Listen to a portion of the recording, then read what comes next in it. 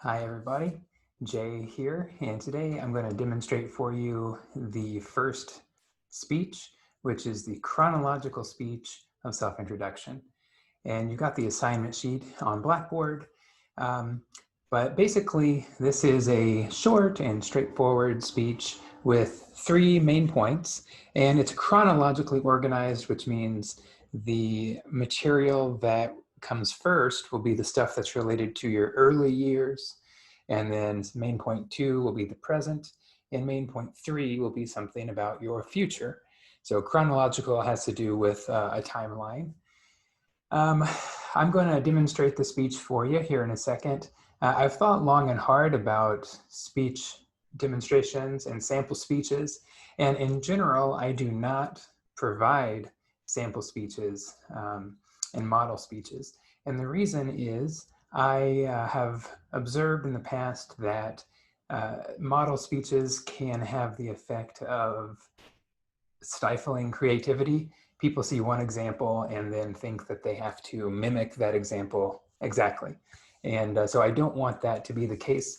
So many of the speech assignments you have in this class are specifically designed to be, to be open such that they allow you to let your creativity run wild. However, for this speech, it is a little bit more of a simple speech, and because the content of the speech is personal, where we get to introduce ourselves to each other, I thought, why not participate so that I can introduce myself to you? I really look forward to this speech assignment because I love learning things about who you are as a person outside of the classroom, or inside the classroom, depending on the information you decide to put into the speech.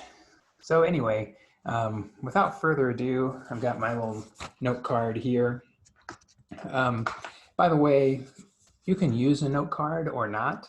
I'd like for you to avoid reading off of your computer screen. I'd like for you to avoid using your phone because we're going for professionalism in the way the speech looks, and it doesn't look super professional to just be reading off your phone. I can't really tell whether you're reading off your computer or not, though. The thing that ultimately we're trying to do is train ourselves in how to give extemporaneous speeches. And extemporaneous means it's not 100% memorized, although if you do memorize it 100%, that's not the end of the world. And extemporaneous also means it's not a transcript where you're reading word for word. Extemporaneous is kind of that middle ground where you have a few talking points on a card, and those talking points will jog your memory and keep you talking. But you don't need every single word on your card. If you are reading off the screen, you don't need every single word on the screen because that'll really tempt you to read. So keep your notes simple. Remember, for your speech videos, you need to be visible from the waist up.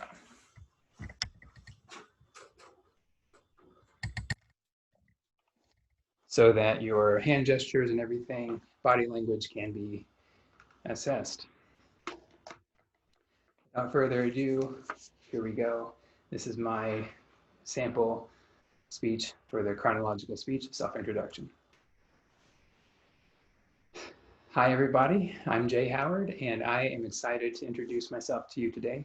I have 3 things that I'd like to share with you about me. First, I'm going to tell you a little bit about where I am from. Next, I'll tell you about my current job and some of my current hobbies. And then lastly, I'll tell you one item that is on my bucket list. So let's get started. First, I'll tell you a little bit about my background. In particular, I want to talk about where I am from. I grew up in a small town called Dixon, Missouri. It is near Rolla and near Fort Leonard Wood, which is where my dad worked. It is kind of in central Missouri. It is small. There are 70 people in my graduating class. I think there's like 1,500 people on the whole town. But it was a fine place to grow up. However, I actually consider myself to be from Springfield, Missouri, because my wife and I live here. We got our undergraduate and our master's here.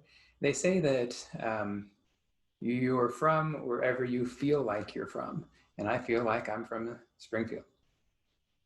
Next, I'll say a few words about what my life looks like today. So I'll tell you about my job and my hobbies. My current job is I am an instructor here at the Department of Communication at Missouri State University. I get to teach a lot of classes. I teach public speaking. I teach advanced public speaking. I've taught the intercultural class, and I've taught effective listening as well. This semester, in addition to being an instructor, I'm also the Assistant Basic Course Director, the ABCD. And that means I help administrate the Com 115 classes throughout the whole department. And I am an academic advisor as well. So I specifically focus on transfer students. So people who are coming to us from other institutions and they need to know what classes to take and how to get their degree program started. I am a resource for those students.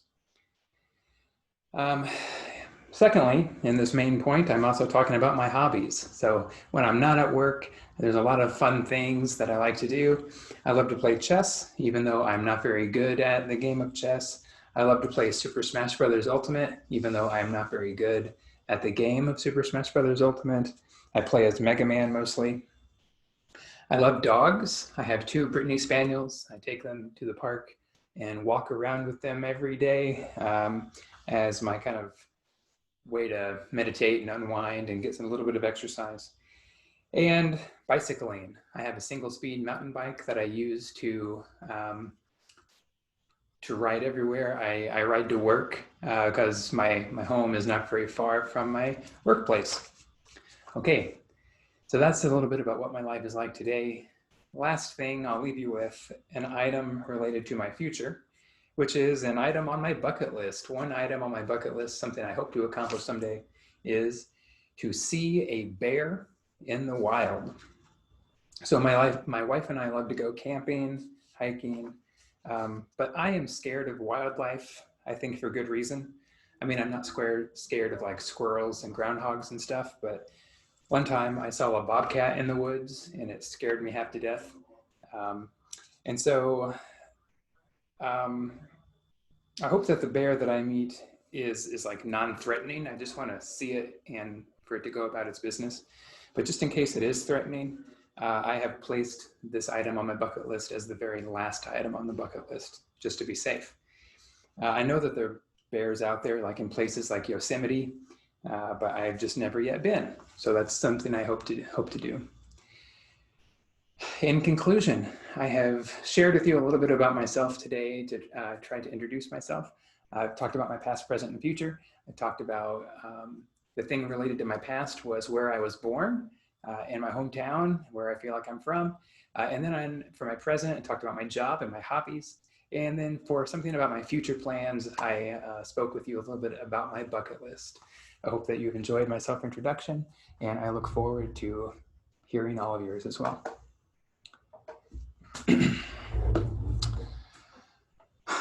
All right, that's my example of the chronological speech of self-introduction. And like I said in my conclusion just now, I look forward to hearing yours. Let me know if you have any questions. And thank you very much.